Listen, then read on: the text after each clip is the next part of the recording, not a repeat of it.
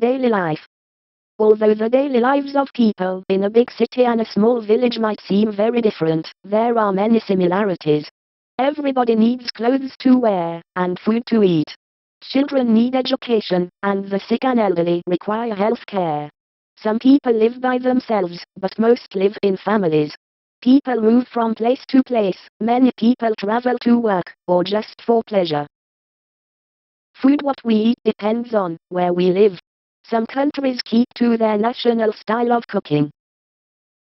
Busy cities people use transport to go to and from work and school. Find out more. City dwellers. Many city dwellers live on housing estates or in blocks of flats. Hunter-gatherers. Hunters and gatherers live in small groups of several families. They move home from one place to another in search of wild animals and plants to eat. Nomads. Nomads are groups of people who have no fixed home, but who move with their animals from one grazing ground to another. Clothes and fashion. People wear clothes to protect them from the weather and cover themselves up. This need to wear clothes gave rise to fashion. People try to wear clothes that look nice, and which are also stylish, or fashionable. Today the fashion industry is a very big business. Fancy feet fashion changes all the time.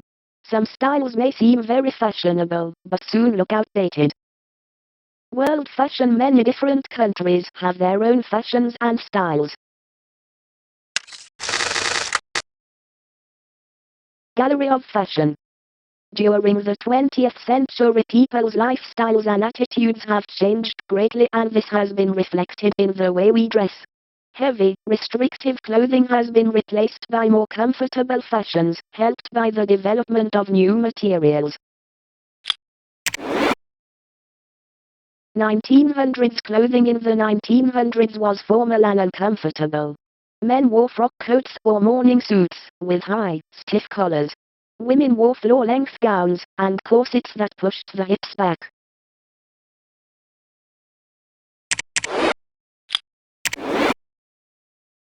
'20s. In the 1920s, plus fours became popular for men. These were white trousers that ended before the knee. Women had a new freedom in shorter, lighter, straighter dresses. Hips were out of fashion.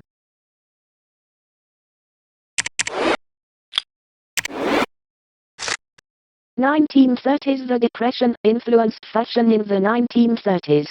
Men went for the masculine look, the double-breasted suit emphasizing broad shoulders and narrow hips. Women's clothes became more elegant with curves.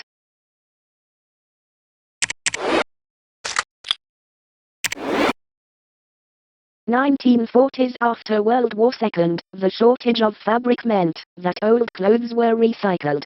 New clothes were plain, like men's single-breasted demob jackets. From 1940 women wore nylon stockings.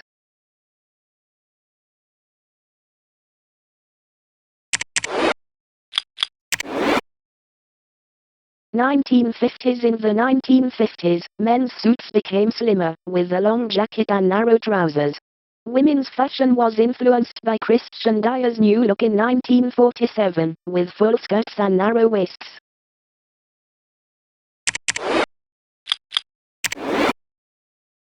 1960s. In the swinging 60s, hemlines were above the knee. The miniskirt was worn with plastic boots and patterned tights. Cheap and cheerful clothes were popular for men, women, and children.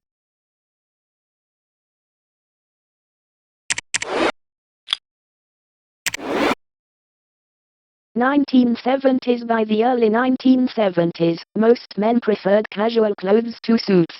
Hipster jeans were popular, as were platform shoes.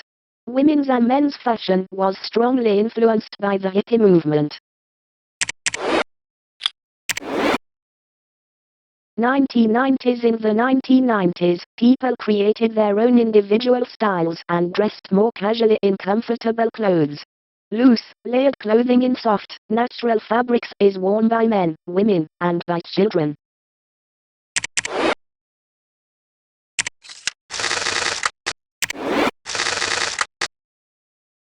Key dates. c. 2500 BC. Ancient Egyptians wore loose linen clothes woven from the flax plant. AD-c. 100 Romans wore woven wool or linen tunics or togas. AD-c. 400 Byzantine women wore elaborately designed clothes made of silk from China and cotton from India. c. 1400 European men and women both wore richly decorated clothes made of silk, damasks, and brocades, sometimes woven with silver or gold thread. c. 1650 Puritans in Europe rebelled against showy fashion and wore simple clothes of black and grey. c. 1700 men at the court of Louis XIV of France wore wigs to emphasize their height and importance. For the first time, men wore a frock coat, the predecessor of the modern suit. 1800 clothes were specially designed for swimming. 1820 cotton clothes became cheap and popular as a result of the Industrial Revolution. 1860 European women wore a crinoline to pad out their skirts. 1920 clothes became much simpler after World War I. 1947 Christian Dior launched the new look. 1960 Indian and African textiles were worn by hippies. 1980 jeans, running shoes, and t-shirts became the universal youth fashion.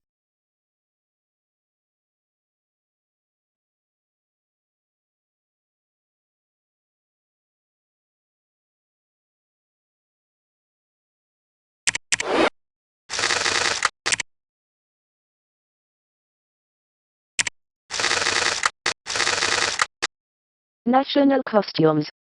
Many countries have a national costume that reflects their history and culture. Indian women wear saris of printed silk or cotton, while in much of West Africa, men and women wear brightly printed cotton clothes. Many national costumes reflect the national religion. For example, women in many Muslim countries wear veils which cover their faces whenever they are in public. Dressing for comfort. Different materials and styles of clothes make the world a colorful place. South Korea, Vietnam, Africa. History of clothes. The first clothes were made of animal skins loosely sewn together. The development of weaving and dyeing allowed for more durable clothes to be made. As technology continued to develop, clothes became more complex and detailed. The Industrial Revolution in the late 1700s meant that clothes could be mass-produced in factories rather than handmade at home. This also meant that clothes were made to a set style and therefore became more similar. Changes in this standard style came to be known as fashion. The height of fashion. It is difficult to imagine, but these clothes were the height of fashion in the 1700s.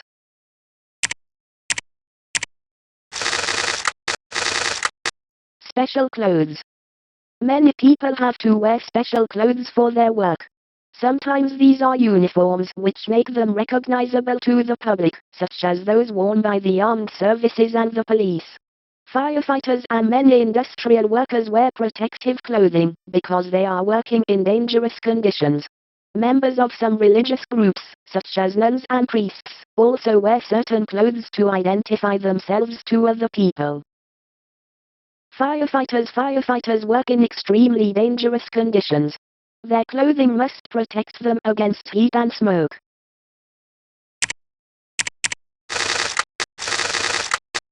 Body decoration.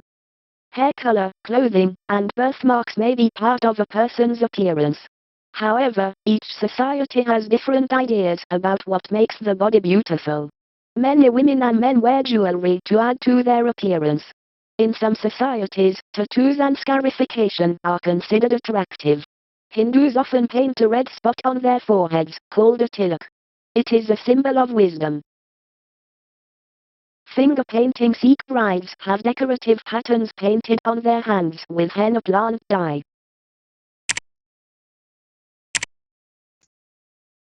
Education.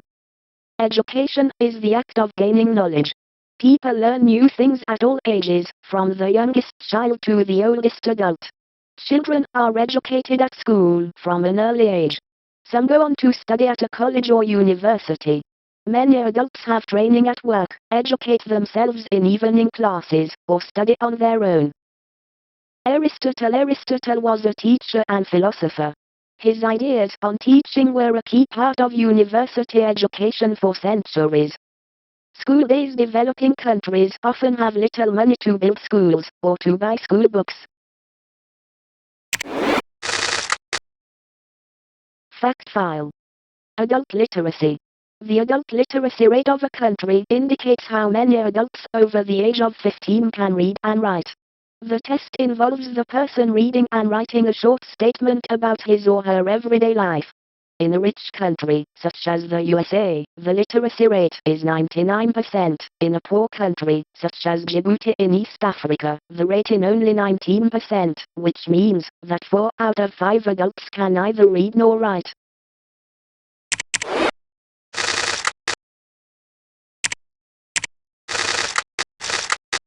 Colleges. After leaving school, young adults may study at college, if they have the right grades or qualifications. Students usually specialize in one subject and study it in great depth, although they often have to take other classes too. When they pass their final examinations, students gain degrees and become graduates. After this, some continue with postgraduate research. Much valuable academic research is done in colleges each year. Graduation Day. When students become graduates, they go to a ceremony of commencement, where they are given degrees. Health and public services. Most countries have a wide range of public services designed to ensure the health and safety of their people. Many of these services, such as the fire department, are run by the government and paid for by taxes. Others, such as medical and dental services, are privately run and paid for by the individual. Recycling. Many public services, such as waste disposal and recycling, happen without us noticing. Planning ahead. If someone goes into hospital, they may need an operation. Surgeons save the lives of many people with their work. Find out more. Other public services. Environmental health services regulate food and hygiene, and ensure that the food we buy or eat in restaurants is safe.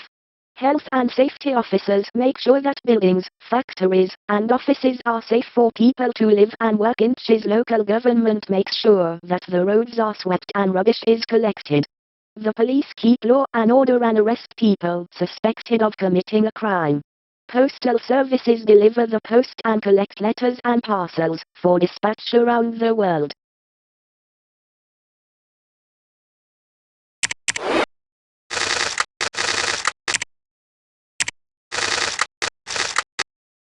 Doctors and hospitals. Doctors and hospitals carry out a wide range of medical tasks. Ill people first go to their doctors to get a diagnosis, which is an identification of their illness. Often they have to go to a hospital to have further tests, and have an operation, if necessary. Emergency wards treat people who need treatment suddenly, perhaps due to an accident. Hospitals research diseases, and train doctors and nurses. The doctors often check a patient's blood pressure to help discover the problem.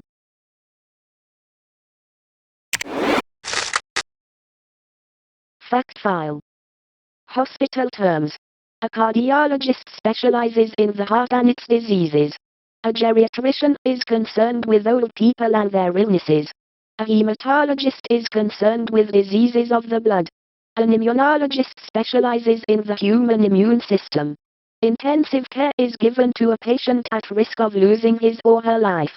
An obstetrician specializes in childbirth. An orthopedic doctor specializes in surgery concerned with bones.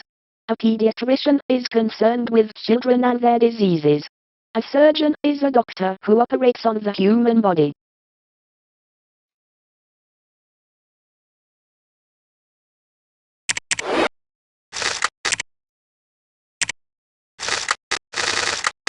Dental services. In order to have healthy teeth, people need to visit the dentist regularly. A dentist is trained in the care and treatment of teeth, repairing them or fitting new, false teeth, when they are needed. From an early age, children are taught to brush their teeth well and to look after them to stop decay.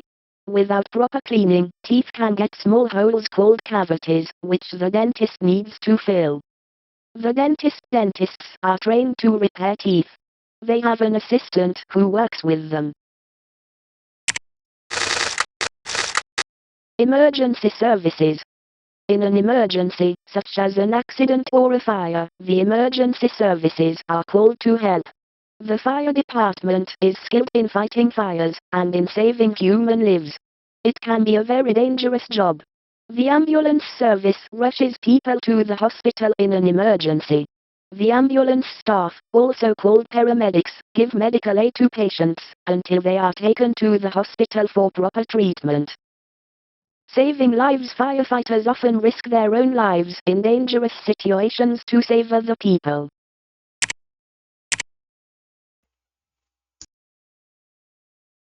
Food and cooking. People eat food in order to keep alive and healthy. A healthy diet consists of a balance between vitamins, minerals, fiber, carbohydrates, fats, and proteins.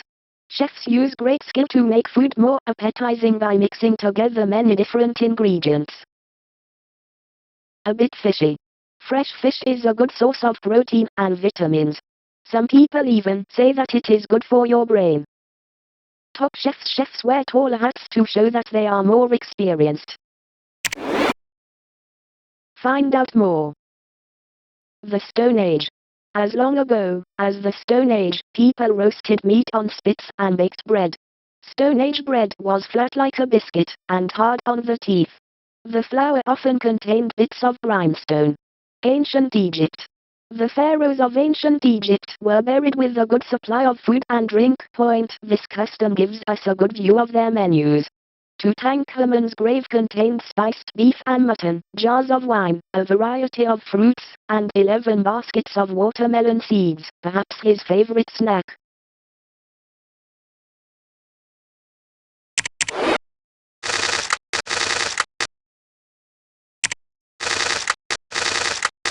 World cooking. National dishes are based on foods that are easily grown or prepared in that country. In countries that are more fertile, many more different crops can be grown, and so the types of food are more varied. Italian cooking is based on pasta, which is made from flour and water, while Chinese cooking is based on rice. Herbs and spices are used in many countries to flavor and preserve foods.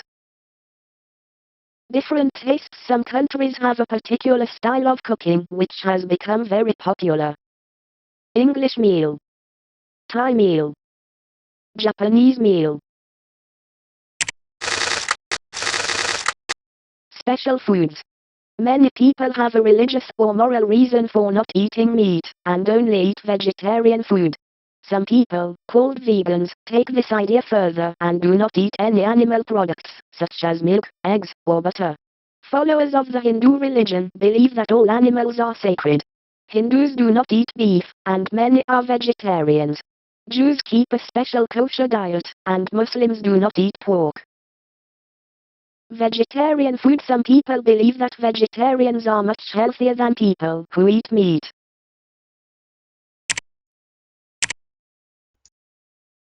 Living together. Most people in the world live together in families, or in couples.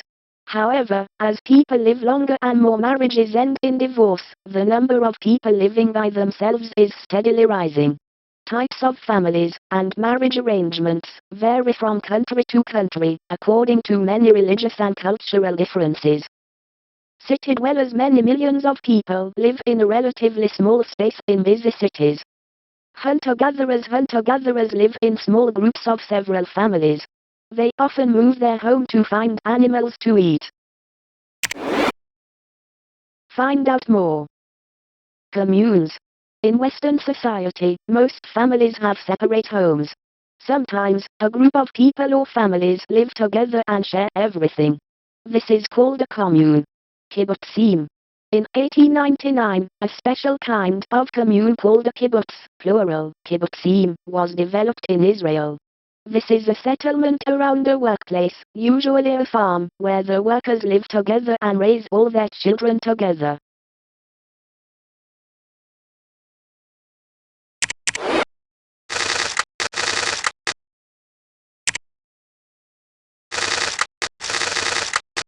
The family. Families can come in all sizes and types. In the Western world, traditional families consist of two married parents and their children. However, in today's society, there are an increasing number of families with two unmarried parents, or a single parent. In many Eastern and tribal societies, extended families are the most common. These usually have several generations all living together. Old and wise. Most cultures teach children to respect the oldest members of the family.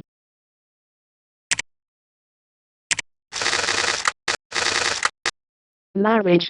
Marriage is the legal joining of two people. In many countries, the marriage ceremony takes place in church, although marriages also have to be registered by the government under civil law to become legal. If a marriage fails, the partners can seek a divorce, which legally ends the marriage. In many countries, the people getting married wear special clothes for the wedding ceremony. Taking the plunge. People have chosen to get married in some very unusual places, including underwater. Where people live.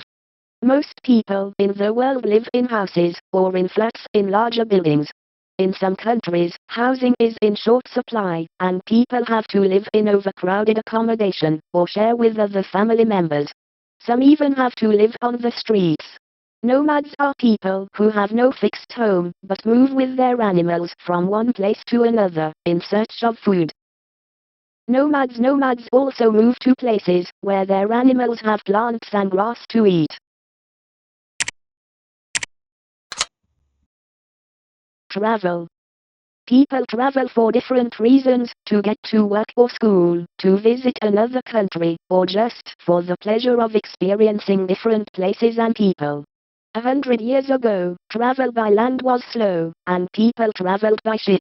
Today, it takes less than a day to fly to the other side of the world. Public transport. Public transport is a good way to travel short distances. Holiday of a lifetime. Millions of people spend their holidays away from home. Tourism is now the world's biggest industry. Find out more. Tourism. Until very recently, only rich people could afford to take a holiday. Today, increased wages and cheaper travel costs means that millions of people now spend their holidays away from home.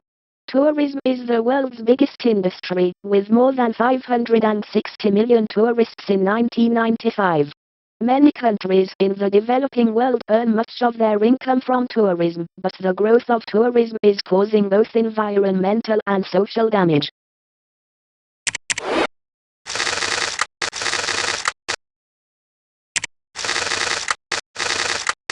Travel to work. Making the journey to and from work is called commuting.